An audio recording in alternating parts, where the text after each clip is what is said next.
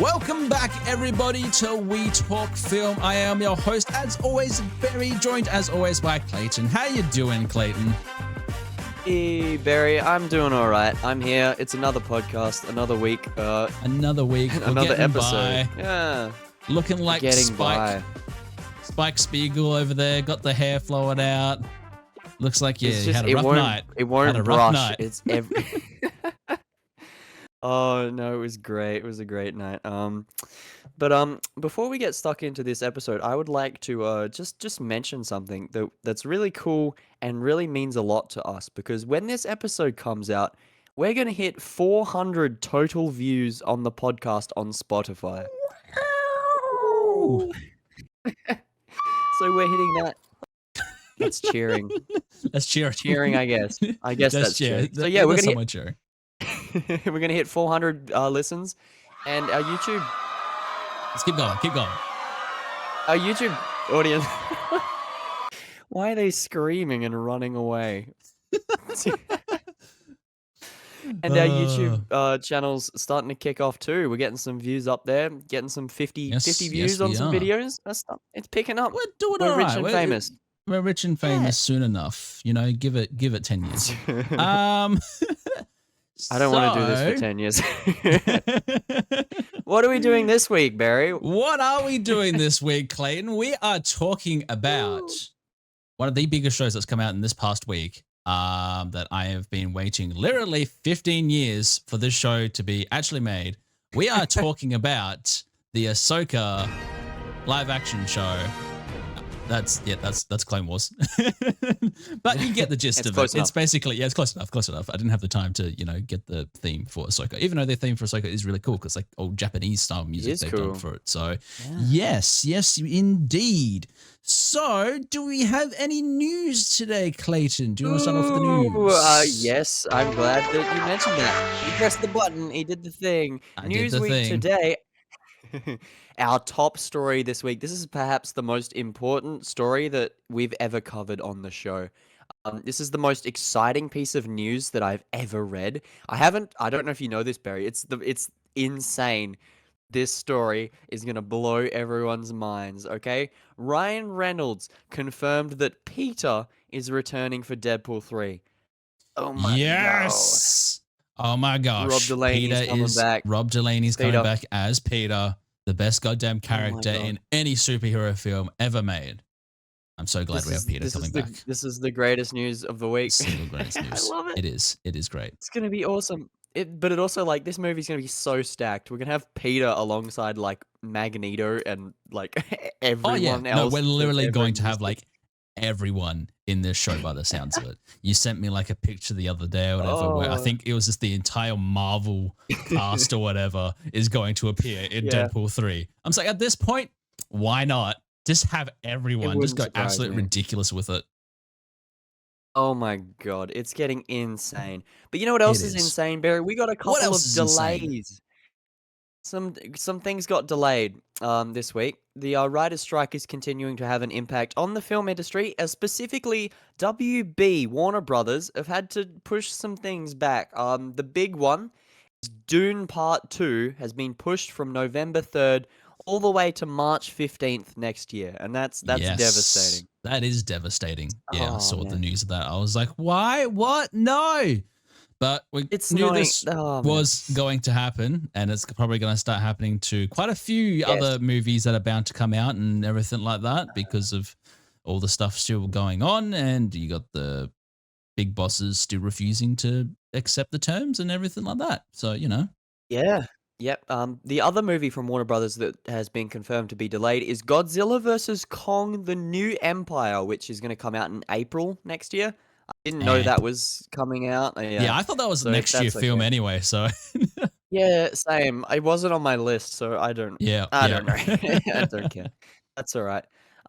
But also, because Dune got delayed, there's rumors that the Marvels might move up a week or two, so we might get to watch that a bit sooner than we would have.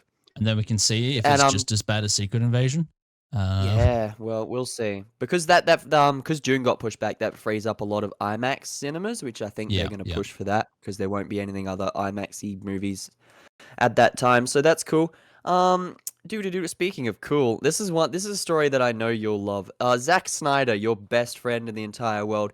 Yes, such an He amazing announced man. recently on a little talk that he would really like to make a Gears of War movie if he could And adapt a also video Halo. game. And also Halo. And also Halo, but He specifically the meant specifically Gears movie. Gears. Yeah. Specifically Gears, right? Because the creator of the Gears of War video game said, "Go for it. I'd love to see it on one condition." Can you guess what that one condition that he said was? Zack Snyder makes it. Oh, he said Zack Snyder can make it on the condition that Dave Bautista play Marcus Phoenix in it. Oh, yeah. Yeah. Yeah. I feel like that's a Yes. certain. If you're going to make a Gears of Oh, War yeah. film, you have to have Dave Bautista as Marcus Phoenix. Think about it. His just, shoulders alone give him that role. Yeah. I mean, Especially with like the it's armor and huge. everything they're going to have to like put on him Oh, as yeah. well. And like just. It's gonna be They're awesome. massive guys. They're Yeah. massive. But yes, get It Dave was only Bautista. a matter of time. Yeah. Well, It was that's only the a matter of thing time as before well. we got a Because Gears do you movie. know who owns the movie rights to Gears of War? Is it Warner Brothers? No, Netflix does. No. Okay. Netflix Yeah. have not done anything with that license. Why do they have No, that? they have not. They purchased it. I'm not sure when, but yeah, they actually have the Oh. license to it. And since Zack Snyder's making a whole bunch of That's stuff true. for Netflix, why not let him have it? Let's do it. Let's make it happen. After Rebel Moon, yeah. Hey After he's done Zach, Rebel give me Moon. a call. Sure. I'll be in Gears of War. I'll be one of the Carmines, but I'll just be reoccurring because you know they die in every single game. I'll be one of the guys that dies. I'll get like one scene. Nice. So cool. I'm not buff cool. and bald, so I don't live. Yeah. It's all right. I'll get buff and bold. Yeah. Yeah. Oh my god. Yeah, Just but start having speaking of Zack steroids. Snyder, we got a really good trailer for Rebel Moon. That Yes, showed we off did. everything a part of this movie, and this movie has got me hyped. There's everything from steamy lightsabers to Star Wars with sex. It's insane. It's looks basically really what was good. it? The tagline for it is Star Wars with sex, violence, and I think like all swearing the and other stuff like assorted that. things. Yeah, all the other Yeah. assorted things. But yeah, Oh no, my God. I am very much looking forward to these part 1 and part 2 of these films and seeing Yeah. where it goes. And there's also apparently going to be a R-rated director's cut of both of them as well. So you know, Yeah, sure. I guess that's just gonna combine them together. I don't know if the trailer was showing bits from both parts or that was just the first yeah, part. I think probably only just the first part. Yeah. Maybe like certain parts of part 2 potentially. Well, that's the thing. Look, Like the wait. there was a lot. It was a lot. There was a lot There's in that a lot trailer. going on. So I don't totally know, man. forgot like Charlie Hunnam was in it as well. And I'm just like, that's Everyone, right, yeah, he's in it. Like everyone's in it. He's got looks- Anthony yeah. Hopkins in it. Like, Yeah, wow. man. It looks really good.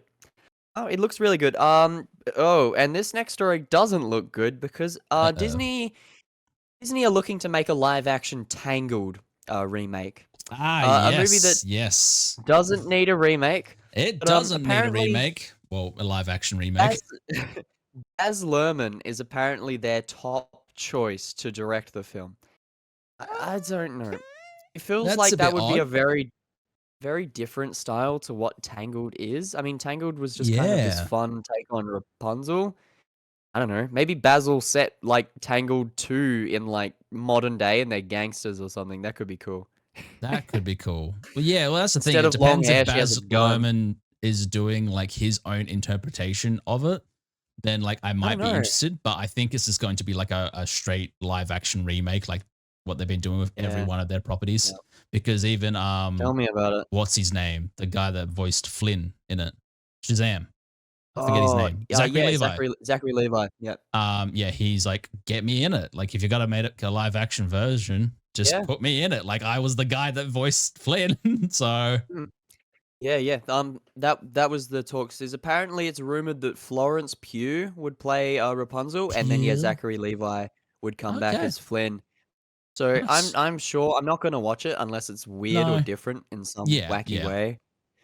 But I don't really care. Sure, it's No, a paycheck no. for Mr. Old Baz. Yeah, that's for sure. Oh, and man. Disney as well. They'll make a shit ton of money off it, like they always do with their movies. Yeah, I don't know how they make so much money out of these shitty Because kids movies. go to see it. And kids are just like, wow, Oh. mommy, look at that. And then they buy the toys and all the Mm. merchandise and everything. Yeah. That's how it works, Speaking Clayton. of That works. stupid kids going to see stupid movies. Stupid kids go to see stupid movies. All right, this is the last story for tonight. It's about the Marvels. The director of the Marvels has come out with another statement. We mentioned last time that she was kind of mad about something. I can't even remember what it was. Um, she wanted to make it different to other MCU films, but it didn't sound like that's what she's doing. Yeah, yeah. But this statement, I don't know how to feel about this statement either, because it's like I see what she's doing. It's good, but it doesn't sound like the movie's going to be good from this statement at all. So Oh, no. she came out and criticized the MCU multiverse, saying that she's not a fan of how they've changed it from the comics, and she finds it stressful and confusing to know what she can and can't do in this world. Okay. Okay. It's like, you've already made the movie. Why are you confused? Yeah. That's not a good sign. Maybe this is her way of just like attacking Disney. So when the movie comes out and it's gonna be god awfully crap, most likely, she's like not gonna get the blame for Or just so it. I mean, I get that. I don't think Marvel directors really have that much say in the final product, especially I think first time Marvel directors like her. And yeah, coming out and criticizing this stuff before your movie's even out, it's not a really good PR thing. Like, I don't think Disney are going to get you back. Yeah, Like, yeah, I don't yeah. know. Very But fun. Disney's Very like, fun. yeah, absolute mess at the moment anyway, and we've talked about it many a Oh, times yeah. on multiple I podcasts. know. Make sure and go watch. I think it was the Secret Invasion one. The season finale when we Yeah. talked about that was when we talked about like comic book films and the way of the MCU and stuff like that. Mm-hmm. So if you haven't listened to that one, audience, make sure to go back and listen to that one. We also had special guest Or watch Ben. it. Or Watch it on watch our it. YouTube. Yeah, watch it on the YouTube Yeah, as well. You know, the director's cut. yeah, So I think there'll be more talk. our faces See our in faces all and of Boba Fett. our glory. And Boba Fett was there. That's true. Boba Fett was there. That's right. Yeah. So Okay. oh man, I didn't find a wacky story this week. I couldn't No find anything. wacky I'm so story. sorry, Barry. Well, that's The all first right, time there's no Clayton. wacky story. Because you know what? I'm still hyped. I'm still elevated. I'm still ready to rock and roll because we watched Ooh, Ahsoka. The first 2 episodes of Ahsoka yeah. have released on Disney Plus after Mhm. many years of waiting for the show to finally be made. I think the Years. original creator or the original creation of this character is like 15 years old this year or something as well, Yeah. because it's been 15 years since the start of Clone Wars or since Clone Wars came out. Wacky. Very Wacky, wacky. man. Like I was 10 when that came out. Like, damn. Oh, shit. I was a young boy. Well, I would have been like 5 or something then. You're Yeah. younger. Younger. So it's like, yeah. Three quarters of my life I've watched Clone Wars. So seeing the Yeah, Ahsoka show yeah. is definitely just something surreal about this becoming a thing and becoming like one of the greatest Star Wars shows to come out of Disney, Barry. Why don't you take it away and tell us what you thought about this show? So I know we'll you loved start it. with a recap of the first episode, which is called Part 1, Master and Apprentice. So Ahsoka returns from the continuation of The Mandalorian. Oh no, Book of Boba Fett. That's right. That's what she was in Yes, last. I totally Boba forgot Fett. about that. Boba Fett. Didn't we all? Yeah. So yes, basically this is a continuation of the Star Wars Rebels animated series. That's essentially what it is. And it's kind of like these first 2 Pretty episodes were a much. recap of that. So yes, basically what happens is Ahsoka coming from season 2 of The Mandalorian, where she first appeared and she fought Mhm. Morgan's character in that because she was on the hunt Yeah. to try and find where Admiral Thrawn is. Because basically, this is the big bad guy they're trying to set up for the Star Wars universe at the moment. Because Thrawn, Blue Thanos, essentially, is Yeah, Blue probably Thanos. one of the best villains, if not the best villain in all of Star Wars. Like coming from the Well, books. Darth Vader. Oh yeah, Okay, Darth coming from Vader, the books, and then definitely. Thrawn. Yeah, and then also like Definitely. in the Rebels show, like he's scary, man. Because that's the thing. Like he's just like he's not like necessarily bad, but he's just like in between, and that's what makes him more terrifying. He's so smart. He's just so like above everyone else in terms of just he plans for everything. He knows everything. He's just such a smart, formidable foe, and he doesn't have any force powers or anything, which makes the fact that he's such a scary threat that much more impressive.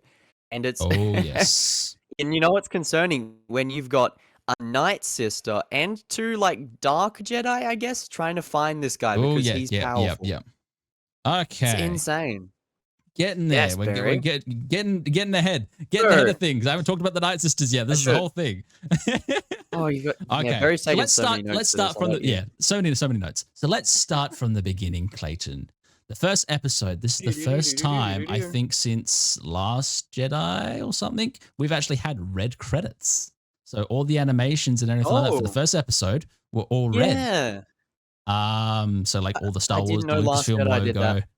I think Last Jedi. Oh, I don't think it did. Maybe it was this. But yeah, this is the first time in a long time. Well, for a TV show anyway, Star Wars TV show, we've actually had screen crawls. Screen crawls are back. Oh, it was good. I loved it. It was good, and it was basically recapping the events of Star Wars Rebels and where Ahsoka is at the moment. She's trying to hunt down information on how to find Thrawn, because he obviously disappeared at the end of the Rebels TV show with Ezra Bridger, who was basically a Jedi during that time, or during Rebels that you do follow. And he basically sacrificed his life to save everyone against Thrawn. And that battle from Rebels is somewhat, they tied it in. So like they won the war against the Empire because of getting rid of Thrawn. Like it's the whole canon thing essentially. Because if they didn't have if the Thrawn was still there, the Empire would have won essentially. So that sounds about right. That sounds about right. But yeah, so basically we have a similar opening to the first episode, very similar to Phantom Menace. I was going to mention that. Yeah. To Baylan Skull, played by the late Ray Stevenson, who recently passed away a few months ago now. Yeah. That's why at the end of the show, we actually have for Ray at the end of it. And introduced to his apprentice, Shin Hati, played by Ivana Sakano. So yeah, they're basically master and apprentice. And yes, this is the first time in a long time, after the fall of the Empire, where they go to this ship. It's like an old Admiral Akbar ship. I forgot their species names and stuff like that. It was a Mon Calamari cruiser. Mon Calamari cruiser, that's right. And then the commander looked like an MC-80 class or an MC-75. MC-80 class. I don't know my ships that well. Home one. It's a trap. It was. Yeah, basically, it was a trap because they invade with an old Jedi clearance coded, an old Jedi space shuttle, and they turn out they're not Jedi at all. And they basically completely massacre the entire crew because they're there to free Morgan Elsbeth, who's basically like you said, the Night Sister, who was in season 2 of Mandalorian, the one that Ahsoka fought against. That's the thing. Did we know that she was a Night Sister in Mando, or is that they only introduced it in this? So. Yeah, there was no. It felt a little bit weird. Yeah, but the funny thing is about that though, there was this theory video of when season 2 of Mandalorian came out of this low-level YouTuber who didn't have like a lot of views or whatever, actually did a theory video that she was a Night Sister and was related to Thrawn, just going off season 2 of Mandalorian. Look how correct that guy was. If you're hearing us, that guy, come on the podcast. Yeah, come on the podcast. I forget the YouTube channel. Wherever you are. But yeah, basically, we see Baylan Skull and Shin Hati take down the Republic and the cruisers and everything like that. And he goes, like, Baylan goes full Darth Vader hallway style, like Rogue One style, and just massacres everyone. Yeah, this scene was brutal. Yeah. It very much felt like the opening of the Phantom Menace. She was like, Master, the negotiations were short. And he's like, yes, because we killed everyone. And then, they take over the ship. They free the Night Sister lady. And then all of a sudden, we're in Ahsoka's world again, whereas she's journeying across a little temple planet, Barry. Yeah, she's on a little tiny temple planet. She's there to track down the star map, which is their way to find where Thrawn is, and also hopefully Ezra Bridger as well. Yeah. Because it's still like a bit kind of weird that they had the star map on an ancient civilization on where to find Thrawn, but we'll talk about that when we get to our theories Timey-wimey, in episode 2. wibbly-wobbly. Yeah. Timey-wimey, wibbly-wobbles is going to happen. Oh my god. But yes. Then she's basically finds the little ball star map thing, which is in reference, the design to that is in reference to Treasure Planet. Because in Treasure Planet, if you find a little star ball thing, it's the exact like type of shape and grooves and everything like that. So yeah, it's a little nod to the Treasure Planet animated film. Cool. That's kind of cool. Yeah, so she finds that, looks at old murals and stuff like that. And it's very like Indiana Jones-esque. Yes, it went on for so long. I loved it. Yeah. And it obviously had puzzles and things. Yeah, solving puzzles, and it had the 3 goddesses or 3 ancient people, which we can talk about later because that might be the Mortis gods. I was thinking it was the Mortis dudes. Yeah. Whenever there's 3 of anything, it's like, it's those guys. Yeah, it's normally the Mortis. Because of the way that their hands were as well. A lot of people like symbolism. So, but yes, so she obviously finds the tomb, and then she jumps out, and then she is greeted by assassin droids. I forget the class or what they're called. Droids. HK droids. That's all right. HK class. Did you even take notes? No, not on those. There was way too many things going through my mind. These droids, right? They show up, and then they just they fight for a bit. Then they turn on their self-destruct, and all of a sudden they can explode like a Death Star sized like blast on this temple. I was like, my god, why didn't the Empire just bomb with these? I think they did like multiple places, like Mandalore and stuff like that. That's what they used. I want to see more of the suicide robots. Those they were insane. Well, I think we're going to be seeing a lot of them for this season because that seems to be the main droids that we're going to see throughout. They're going to be attacking Ahsoka and all the characters of Ghost Crew and stuff like that. Speaking of Ghost Crew. I was going to say, Ahsoka kicks ass, by the way. Rosario Dawson, I know she has put a lot of training into becoming Ahsoka. She has fit this character so well. And they actually fixed up her design a little bit for her own TV show. Got longer. Her tendrils are a little bit longer. They're not as long as Rebels, which is good. Because obviously moving around and everything like that. But it actually looks like good. And another thing as well, if you actually pay attention to her face markings on one of the sides, it's actually off a little bit, and that's actually in correlation to like the animated TV shows where because it's meant to be a natural pattern. Obviously, it would be a little bit off. It's not symmetrical. Yeah. And so like one of her patterns on one side is just like a little bit off, like the thickness of it. That's really cool. Like that. Yeah.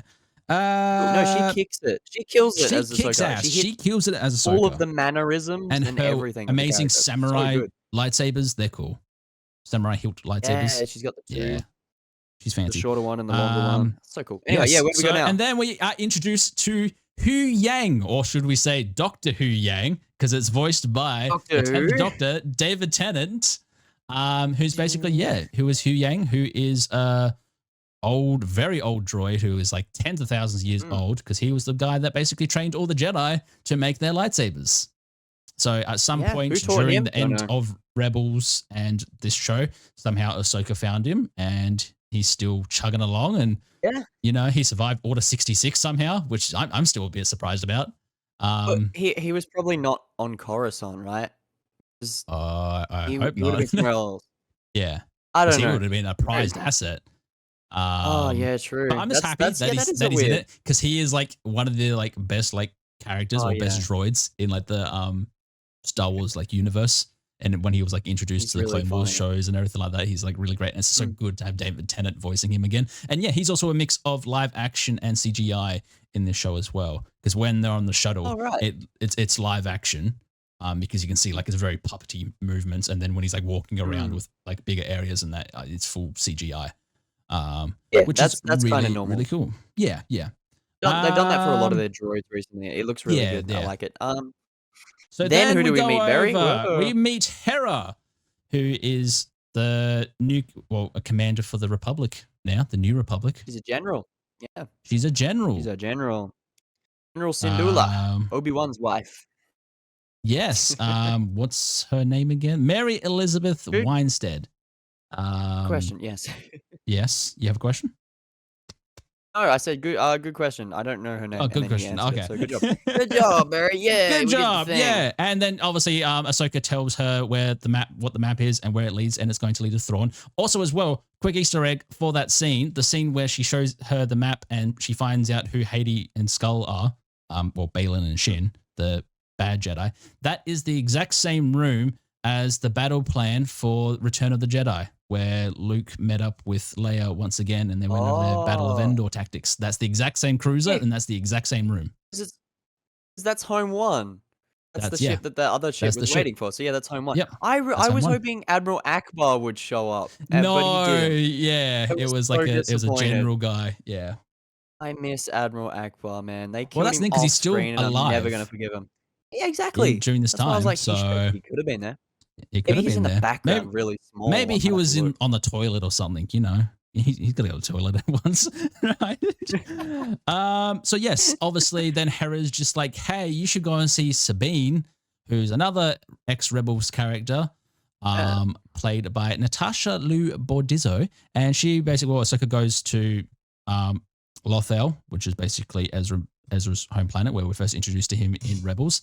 And basically, she's like, "Hi, hey, how you doing?" Well, first we're introduced to Sabine, who's as badass as ever, and the actress that is playing her perfectly so far. Like it's literally just like one for one. This is the type of like character I would expect coming from animation to her. That's her definitely. Well, the rock and roll like theme song while she's on the speeder bike as well. Like it's cool. That is a cool little like song they had music for that. So yeah, basically Sabine gets the map. They have a discussion because it turns out in between Rebels and now, Sabine was at some point Ahsoka's Padawan or trying to be Ahsoka's Padawan and like training her. For a little because bit, this is the thing as well, because you haven't watched Rebels, have you? No, Those two I characters did not interact like whatsoever in Rebels. So I this heard is where about I'm a this. bit like, I heard okay.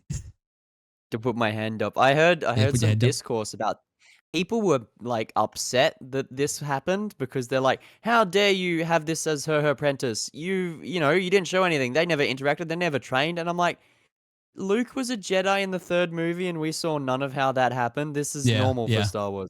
Yeah, it's normal for Star Wars. There's a time gap. It Don't makes worry, sense. we're gonna be going back to talked. Clone Wars and everything probably this season. Oh so god. oh god, there's gonna be a lot of stuff. But yeah, it was just like it was a bit odd because I was just like, okay, like I like the idea of it because obviously it's playing into the whole master and apprentice vibe that's going on for well that will be going on throughout this entire show. Sure, and she's not force sensitive. They make that a point that like you're never going to be strong with the force at all, but we can teach you how to swing a sword. Like I get sure. Anyone can pick up a lightsaber and use it, you know. So it's good to have some skill with it, especially being like a Mandalorian. Oh yeah, well that's the thing because Sabine is ex-Mandalorian. She comes from House Vizsla or like relation to that, and she basically gave up the dark saber to Bo-Katan and everything. That was a whole like Rebels arc and but yes, obviously we find her. She's there living in the same place that Ezra used to live in on Rebels. She still has a little hologram message from Ezra, who is played by Iman Esfadi in the TV show. And basically, she's still depressed that he's gone and everything like that. And it's like, hey, guess what? We have a little map thing. Can you open it for us? And she's like, sure, but I'm going to take it back to my place. And then she gets attacked by the HK assassin droids. Oh no! And then she goes and fights with Ezra's old lightsaber. Well, Ezra's lightsaber, and goes up against Shin, who has been sent there to basically get the map because the Night Sister told him where they would be. So, and then she got Qui-Gon Jinned. She got Qui-Gon Jinned. Qui-Gon Jinned. She lived. She lived, except for Qui-Gon. Why didn't Qui-Gon live? Watching down from like Force Ghost heaven, being like, "God damn it!" But yes, it was kind of cool as well when Hati first came to Lothal as well. Those scenes with like the modern droid and the probe droid was very much like Darth Maul in Phantom Menace. So cool. Yeah. I love and that's the thing, like you can definitely tell this is like all Dave Filoni because he's just like the biggest Star Wars nerd ever. Well, he's basically George Lucas 2.0, and he's basically just like, hey, I'm gonna put this little nod in here because how much like lines up with like the prequel trilogy and the original trilogy, and even like Clone Wars and Rebels, like even scenes and stuff like that. It's so great to see. It's so great. It's so good. And yep, Harty's character as well is so good. The both of the villains, the villain Dark Jedi, I think that's what they are. We're gonna keep calling them that until now. Yeah, it's not nothing. Yeah, for now. I don't know the kind of Sith, the bad dudes. Yeah, those guys. The ones that are supposedly really the non-Jedi. Let's just call them non-Jedi at the moment. Oh, it feels so good to have a good villain in a Star Wars show because we haven't had a good villain since Moff Gideon. No, it's like, man. And even they ruined Moff Gideon in season 3 of Mandalorian. Yeah. It's like you guys made these really cool characters and it's paying off and I really want to see more of this show. So what happens next, Barry? Because it's getting good now. It's getting good. Whoa. Well, so that's actually the end of episode 1. Yeah, so basically Sabine has a fight with Harty and she gets stabbed and then it fades to black and then that's the credits roll. So that's episode 1, Master and Apprentice. A lot of stuff that went for like a full, almost an hour for a first episode, for a first premiere, even though there is 2 episodes, which they definitely needed to, because the first 2 episodes basically recap like their own little version of Rebels almost. So before we get on to episode 2, do you want to give your thoughts and rating on episode 1? Ooh, thoughts and ratings. Episode 1, like as someone who hasn't seen Rebels, I've seen parts of it. I've seen recaps. This is what I was going to ask you about. Like, what do you think? Like, how it's pacing wise, not actually being or seeing Rebels. That's the thing. I know of these characters. I know what they do. I know these things. I know the overall story, but I don't know them to the level that you know them. So coming into this, it was really refreshing to have that kind of introductory like episodes to include it. And this is a long season. There's like 9 or maybe even more episodes. So there's going to be 8 episodes. 8 episodes. Okay, well that's still plenty of time. That's more than the MCU. Oh yeah, especially if they're going to be like an hour long. Which I'm sure they will. Filoni would probably have that writing down to a T.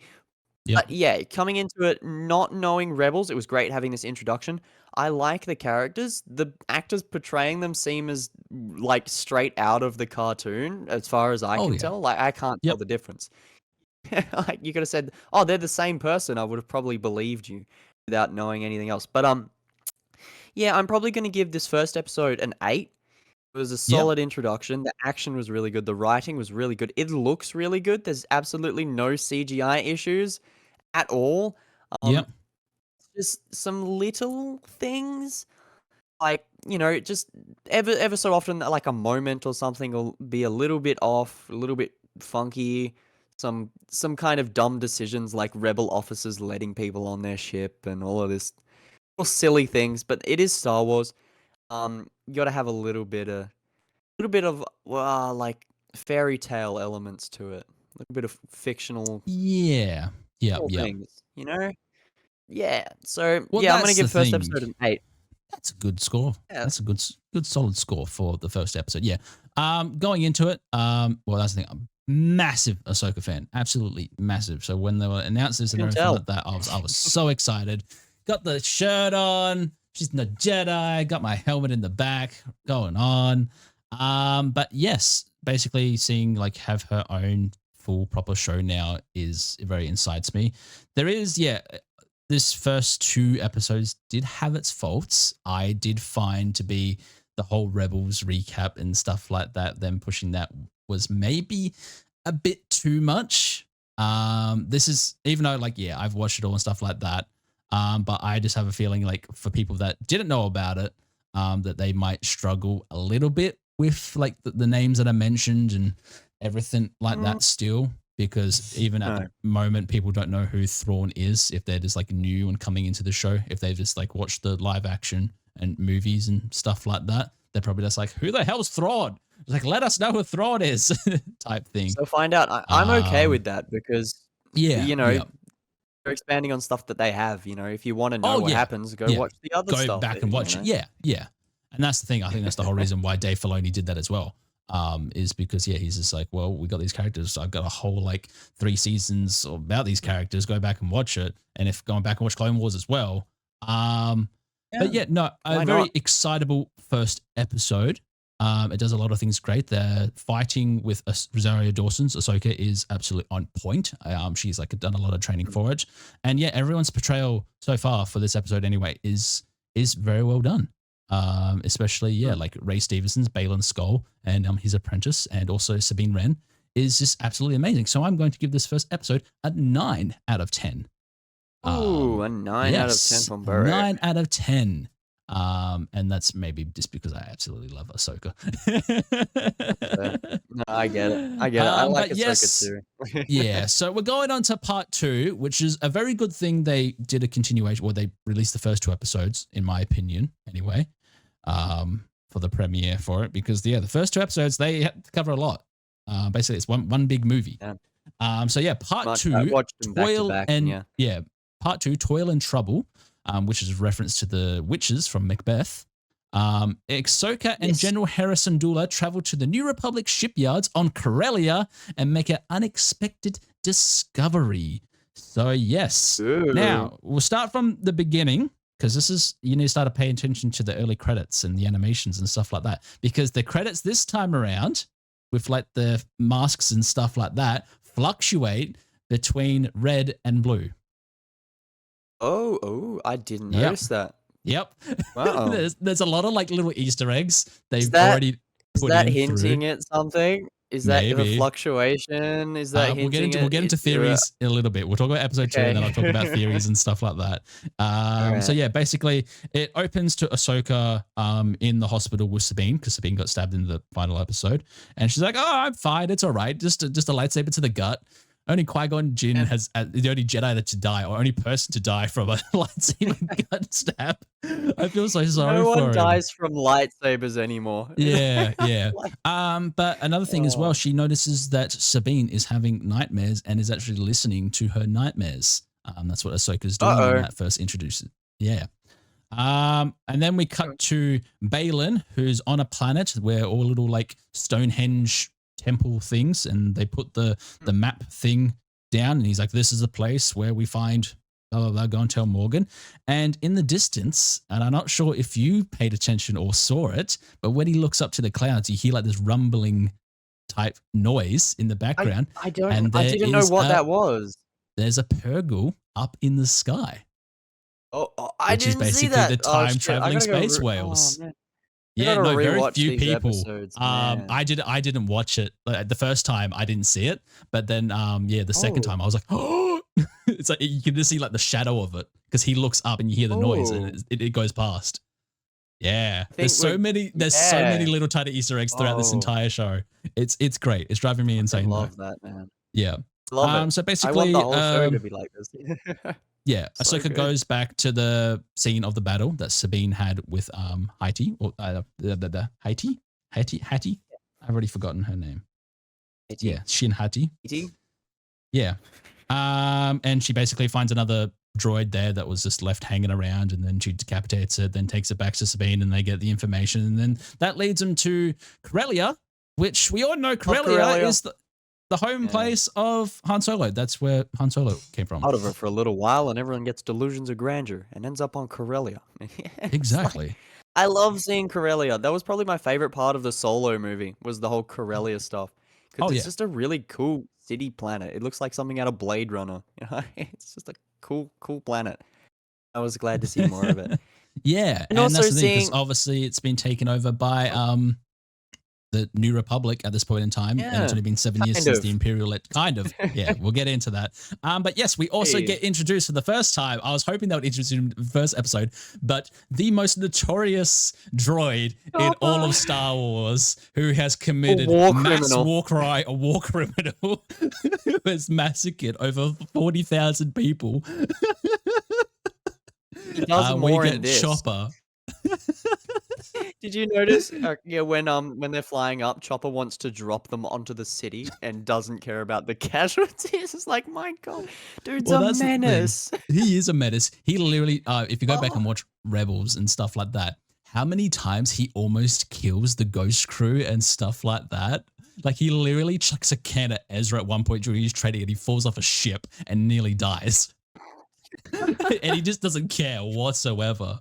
But the cool thing about Chopper as well, do you know who he's voiced by? Oh, but I noticed it was a voice. It wasn't just beeps. Yes. It was like a voicey voice. It is voiced none other than Dave Filoni himself. Oh. Because he also voiced him in the Rebel show as well. That makes sense. That makes sense. I didn't know that. That's a cool little fun fact. But yes, so yeah, obviously we see Chopper, and definitely more in Ahsoka than I realized in Rebels, but it's been a while since I've watched Rebels. He definitely has like, you can sound like it's a person talking. Like he has that more attitude, liveliness to him, which I really like because it's now as the audience, we can understand what he's actually trying to say a bit more than just beep. You kind of make out what he says. Yeah. Cause it's like, he'll like shoot them, but he'll be like, "Viet them" or something, you know, and it comes across as you can kind of understand it. And it's really unique for a little astromech droid. And cool. He is probably my favorite droid in all of Star Wars, mainly because he's probably a war criminal and likes to go kill people. R2-D2 is just a classic. He's a classic. Yeah, but this with attitude is just Chopper. He's just fucking great. He's like, I will kill everyone in this room if I don't get what I want. It's like R2-D2 if he like destroyed the Geneva Conventions or something. Exactly. R2-D2, no. It's great. Oh, then what happens? What happens on Corellia? They find out that there's still people helping the Empire, well, Morgan's people anyway.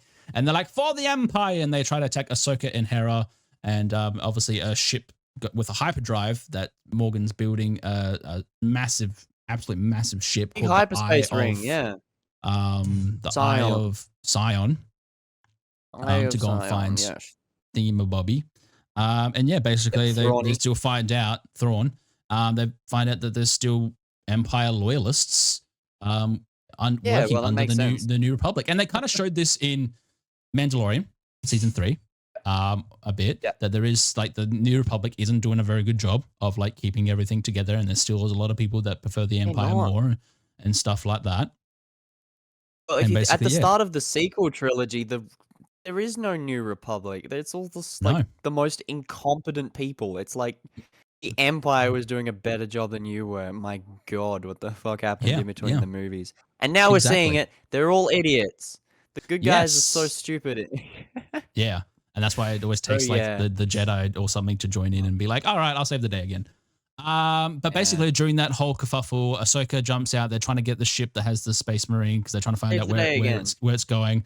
And she comes across none other than another bad guy character, potentially, called Marok, who is the other bad Jedi guy who has the Inquisitor lightsaber. He's got the fancy turnaround one.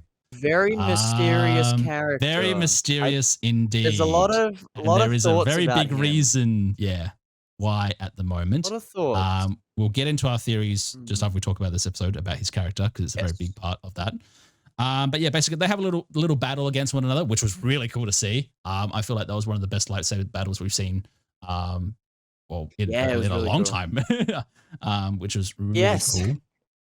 A very long time. And yeah, just like even the way when he threw his lightsaber and started running to the ship and then he just like bring it back. She just steps aside. And while all that's happening, she's fighting him and everything like that. Hera and Chopper. Oh. Yeah. Off in their ship, going up ship. They're putting the transcode. Chopper's like trying to find his tracker thing, and he's like, "Did you go through my stuff?" And blaming her for everything like that, and just absolutely being the most sassiest robot ever, and it is great. Finally, they put a tracking device on the space shuttle, and so they can find where the space shuttle is going, because since they lost the map and everything like that. So that's basically the gist, the main plot of episode 2 that we're sitting at. Also during all that, when forgot to say, when that planet that Balin was on, when he saw the Purgle, and when they find the big star map and where we see where Thrawn is and everything like that, or the place that he might have gone to. Another galaxy. Another galaxy That's a whole big thing. This is the first time ever in Star Wars they've mentioned other galaxies, because it's always been a long time ago in a galaxy far, A far away. galaxy, yeah. Yeah, not other galaxies now. And Ooh. obviously all the symbols Okay. on that, what we saw is all the worlds Know between what that worlds stuff. means? And also we find Yuuzhan out in Vong. that scene, already in the first episode or more about that, what's her name? Morgan is a Night Sister. She's one of the very few Yeah, she's remaining got Night magic. Sisters to live, and she uses her magic and everything like that to do it. And it's really cool with the animation of when they do the star systems and when the whole thing's moving. On one particular scene, one very like 3, I think, or maybe a 2-second scene of that, when it goes up like that, it actually sounds like gears moving of like an old ship, like rotating almost. Okay. If you go back and watch it, it's like when they're like trying to align everything up, and yeah, it sounds like actual like gears moving, but it's a hologram. But it's just like it's such a good like little like reference nod thing. It just sounded really, really cool. And then obviously all during this as well, at the end of it, Sabine's just like, "Hey, I'm ready to be trained as a Padawan again," and Ahsoka's like, "Okay, let's go and kick some ass." Okay, yeah, that's where we're at now. And that's where we're at now. Cool. Yeah, so that's We're episode setting up 2. for some cool. We're setting up for something should cool. I give thoughts? episode 2 a rating? Yes, you should. Episode 2, it felt very much a lot like the first one. Watched them back to back. It felt like it was one big episode.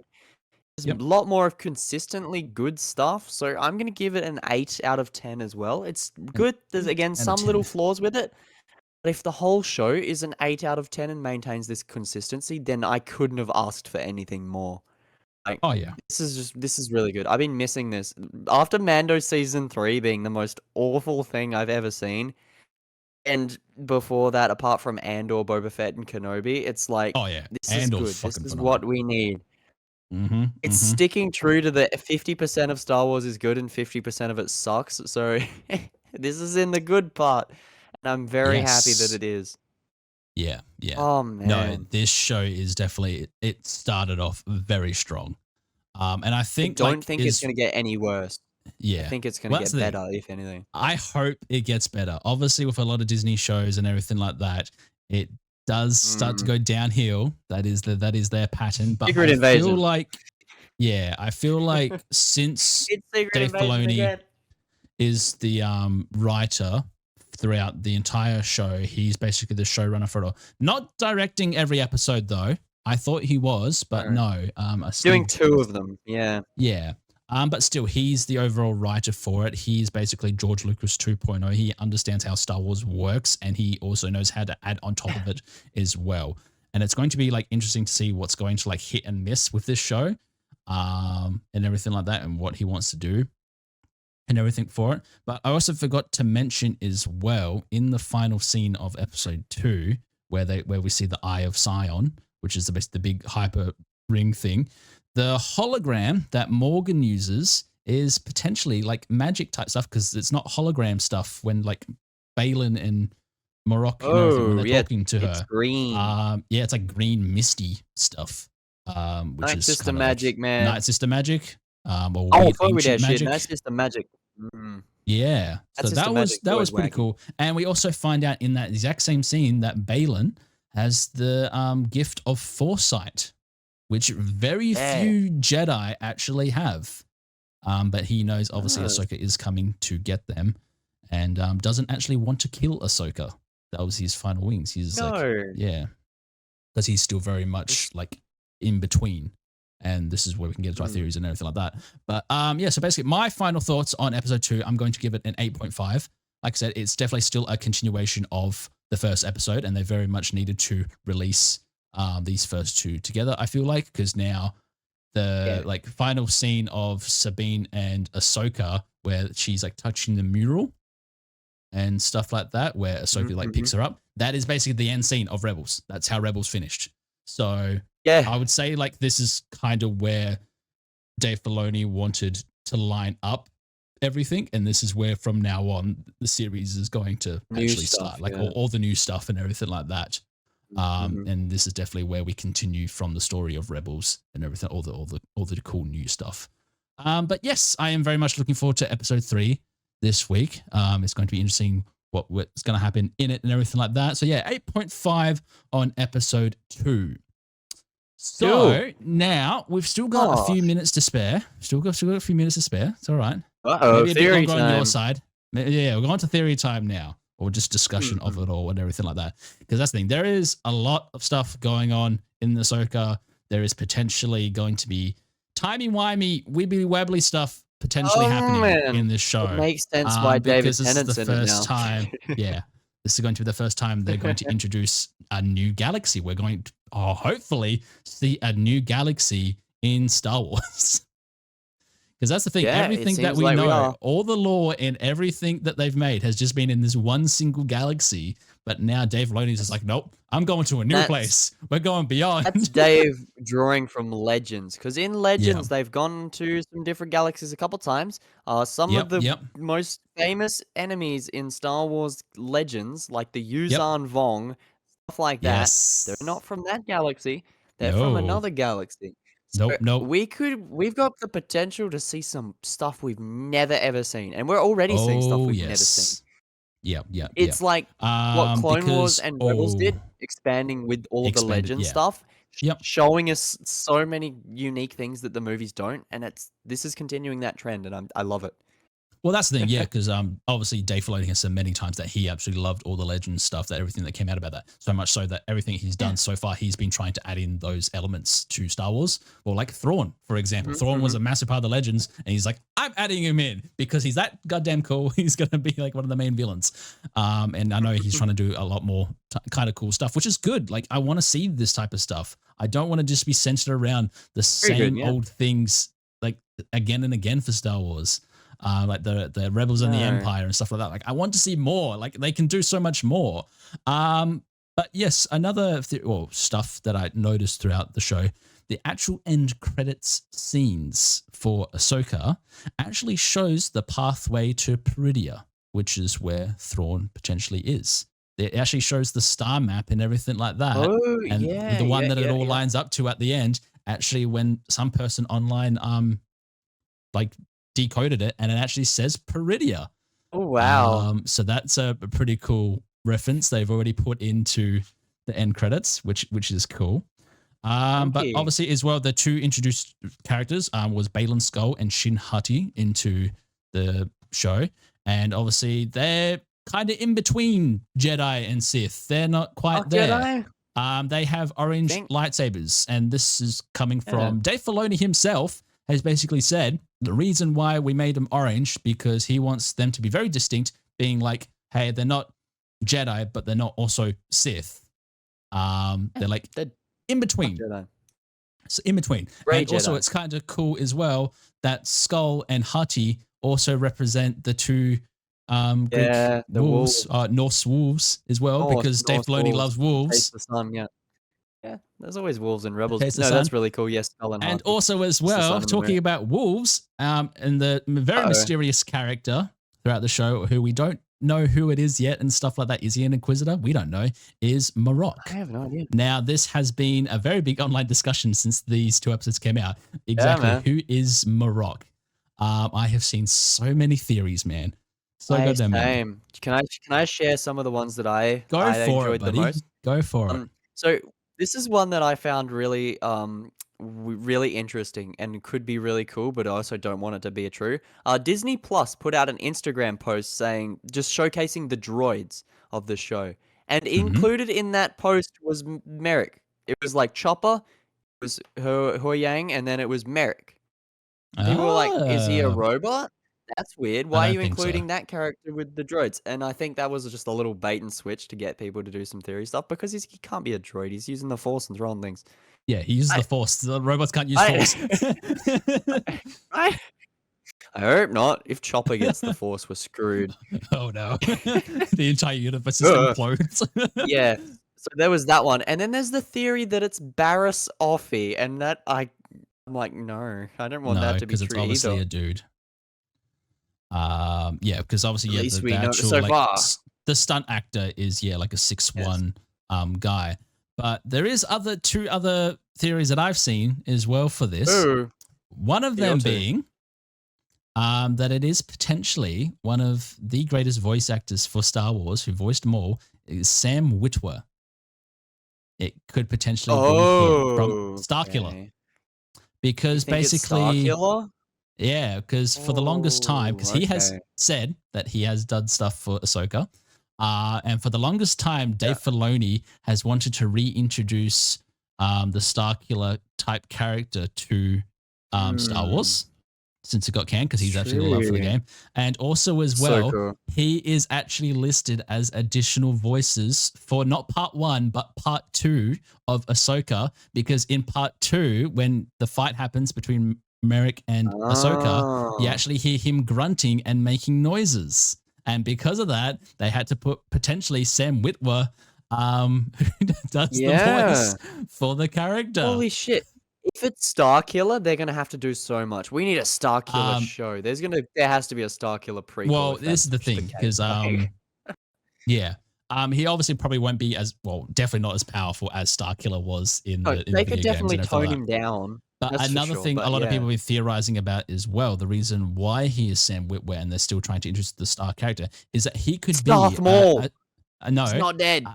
A secret, a secret apprentice that Vader actually had. And this would be in complete correlation because obviously Ahsoka was the apprentice from Anakin, and then you have the apprentice of Darth Vader. It's true. They did do that with Ahsoka. Yeah, and he has like the Inquisitor blade and everything like that. So, you know, he could be somewhere. Oh. Another theory that I've always also seen is that a lot of people are saying that it could be potentially Ezra Bridger himself. No. Why would they have Ezra if they're trying to find where Thrawn is? That doesn't make any sense. It comes in his name. Marok actually like whatever language it comes from actually means wolf. And a person that has complete correlation with wolves in Rebels is Ezra himself. And Ezra many times through the Rebels TV show actually almost went to the dark side and actually did go to the dark side at one point because he opened a Sith holocron. And a lot of people are potentially saying that he came back between the worlds of worlds because they're going to introduce that because he's a Force user. And that's stupid. I don't want that Morgan uses her magic, like voodoo witch powers to make him evil. Oh, that's the stupidest thing I've ever heard. I don't want that to be true, Barry. If that's true, I hope it's not. I really hope it's Sam Witwer.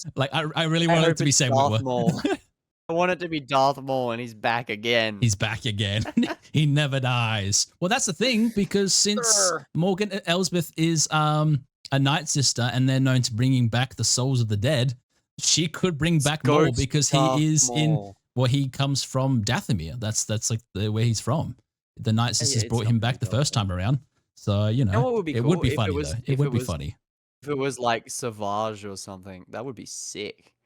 That would be interesting. It's like, it would be cool, but I also like keeping characters dead. If a character dies, I like keeping them dead, with Darth Maul being the one exception that one time, because that was cool. Yeah. But yeah, no, I hope it's Starkiller or a clone of Starkiller, because in the second Force Unleashed game, there was clones after clones. The whole thing was him trying to figure it out. So they could definitely do the Starkiller story, but he's not as powerful. He's not ripping I really hope it's like Sam Witwer again. He's like being a secret apprentice, because also as well, a lot of people like saying that his helmet design is very similar to Starkiller's like Darth Jedi design that he had. It is in the video games. Definitely is.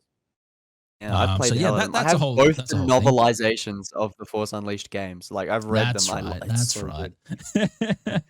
Very good. And also throughout the show as well, we do see that Sabine has these types of nightmares, these things, even though she's not Force sensitive and everything like that. Her mother has been taken by Tuskens.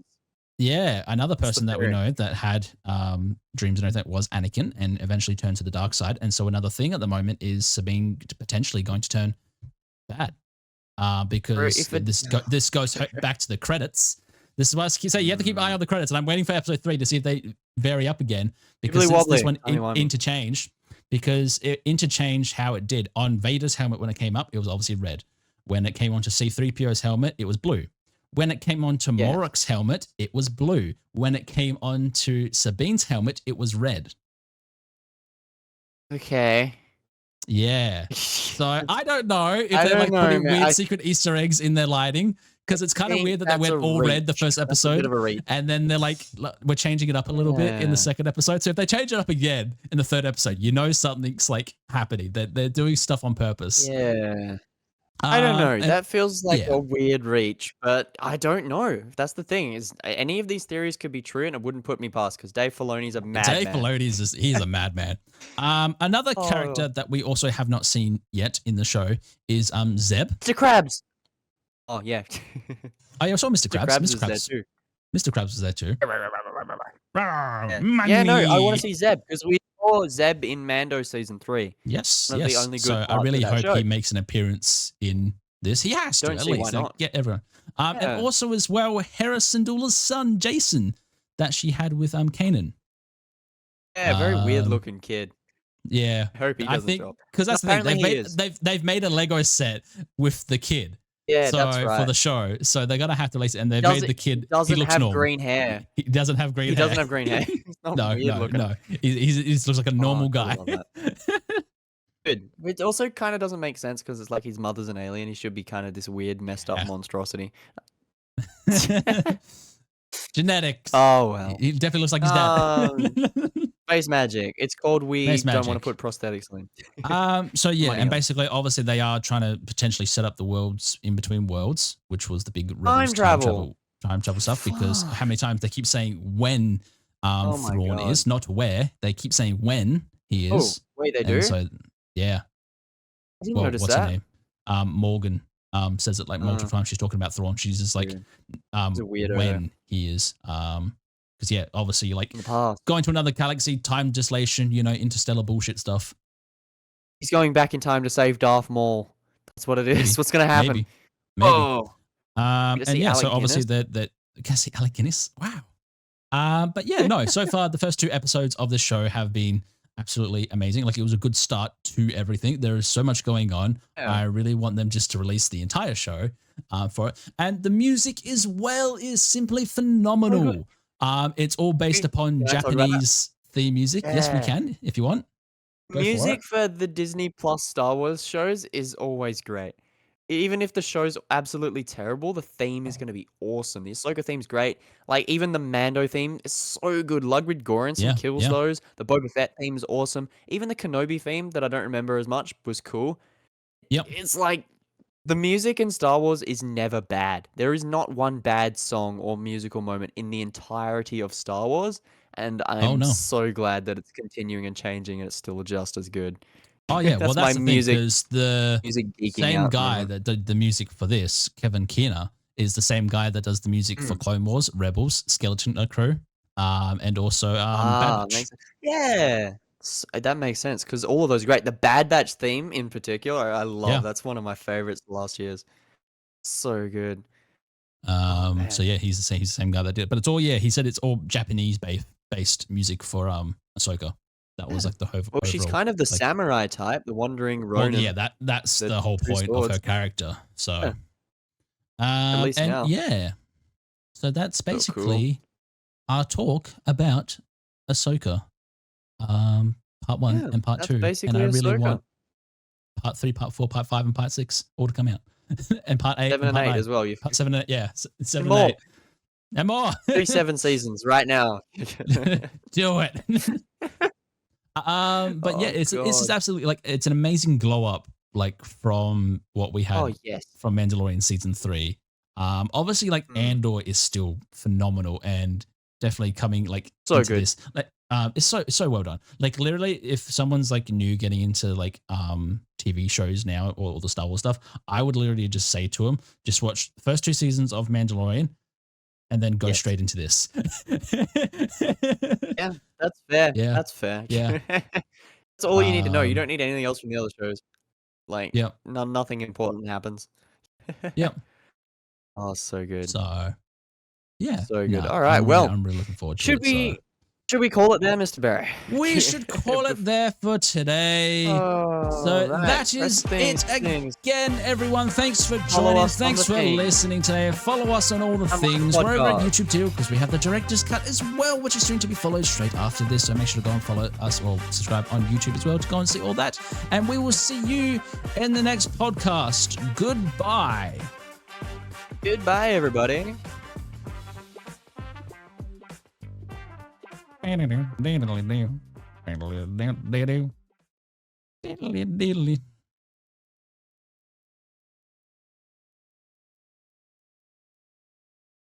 Barry's gone.